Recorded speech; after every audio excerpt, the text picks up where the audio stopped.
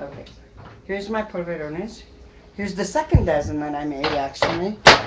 This was the first one, and the texture wasn't quite the way I like it, so I needed to add, just knead in a little bit more flour, and that's what I did. And so now this is what I like them to look like. The edges should be kind of wrinkly, like you see, like little slits in them, and that's how I know when it's a good texture, when you'll see those little slits on the edge of the cookie. After they cool just a little bit, I will get some sugar, and because it's the sugar adheres to them if they're a little warm, so don't let them cool off too much, but just enough so you could handle them. Excuse me. And then I will get the cookies and I will dip them into sugar, just front and back.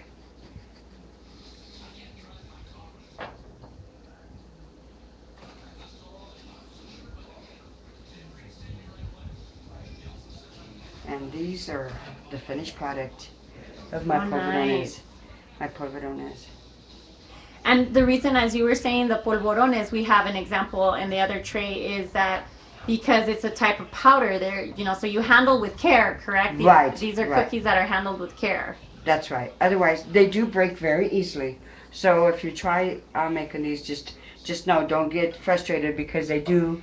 They fall apart, and like I mentioned before, you can actually get a cookie and just hold it in your hand and squeeze it, and it becomes a pile of powder, which is polvo.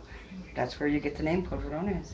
And were there any family members that in particular who loved to have these polvorones that you were mentioning earlier? Absolutely, they all loved them, but one in particular, and she hounded me on Christmas Eve, and that was my niece Selena, and she says, "Tia, I haven't received polvorones in a while, so are you going to be making anytime soon? And can you make me my own personal batch?" So Selena, just to let you know, here's a batch of polvorones straight from the heart.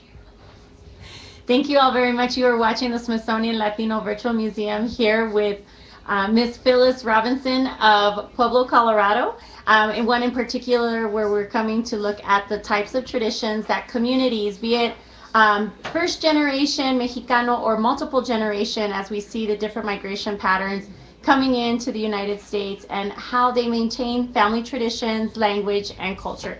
Thank you very much.